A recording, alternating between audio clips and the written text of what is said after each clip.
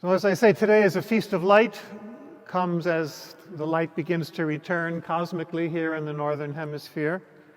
And we celebrate the coming of Jesus, who is the light of the world.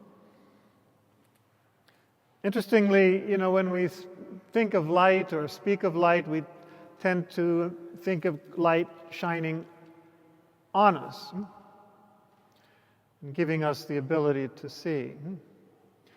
And you get some of that impression from the first reading from Isaiah 60, where it says, arise, your light has come, the glory of the Lord has risen upon you. As if the Sun of Justice were shining down upon us. But it's actually a lot more intimate than that. We are light. Already at the beginning in Genesis, God says, let there be light, and it's the whole splendor of the universe which came forth.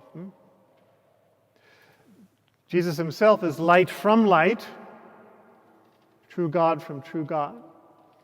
So light is his very being. And if we're made in his image or made through the Word, we are light as well. Even the philosopher Aristotle said that the being of each thing is kind of a light. It's light. And light is what we are. So we are created to be that. Thomas Merton, the great Catholic contemplative, had an insight once, famous episode called Fourth and Walnut, when he was in Louisville for an appointment.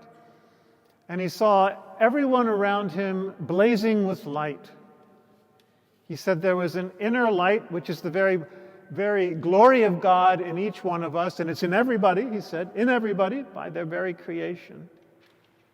And it's our deepest poverty and our deepest glory. He said it was like a diamond blazing with the invisible light of heaven. So we're like this precious gem, blazing with light. And that's what we actually are. Of course, that can get clouded over and buried, as so often is the case. So Christ, the eternal light, came to reveal that light, enhance that light, give us deeper light, connect us with that eternal light that is blazing within us already by our creation. He brings his own light, and by the grace of his presence, he makes it even more luminous. So that's why it also says in the first reading, arise, Jerusalem, your light has come. Shine, Ori in Hebrew, shine. You are the light now that the Lord has risen in you, not on you, in you. And it says you will behold and be radiant when you see this. We are radiant with the light of heaven. Jesus is the light of the world, but then he comes and shines in us, with us, as us. And what does he say in the Sermon on the Mount? You are the light of the world. If someone asked you on the street, who's the light of the world, you'd probably say Jesus, and you wouldn't be wrong. But you are the light of the world. That's our calling, that's our privilege, that's our vocation, both now and in eternity, to blaze with the invisible light of heaven. Radiate, be radiant in the world. And this is St. Paul, what St. Paul teaches. He says, the very God, he says to the Corinthians, the very God who said, let light shine in the darkness, has shone in our hearts to reveal the light of the glory of God shining on the face of Christ. So we have the very light and the glory of God shining on the face of Christ, shining in our very being. And he says later in the second letter to the Corinthians, we beholding the beholding the glory of God, art being transformed from one degree of glory to another by the Spirit of the Lord. So as we gaze upon Christ, we are being transformed, or should be being transformed, from glory to glory, from one degree of glory to another, even by the Lord, the Spirit. And we see this light of Christ shining through in the Transfiguration, for example, revealing himself. So our light should likewise shine through for our own radiance and for the joy of the world. So what does that feel like? If this light, which is our very life, in him was light, in him was life, and the life was the light of the human race, as John says. This light, as it shines and radiates and increases and grows and expands, Jesus says that the just will shine like the sun in the kingdom of the Father. And the book of Daniel says the just will shine like the stars of heaven in the firmament. So this should be exultant. This should make us feel so expansive and joyful, which is what it says in that first reading from Isaiah. It says, your heart will throb and expand. Your heart will, literally in Hebrew, the word means you'll be in awe. You'll almost be terrified by the amount of light and life which is pulsating through you, giving you joy and giving joy to the world. And your heart will expand, it says. Dilate. That should be the result of our faith and of our spiritual practice, that our heart is expanded and dilated, throbbing with joy and hope and peace and compassion. And we should feel this. It should be visceral. It's not just shining in our minds. What good would that be?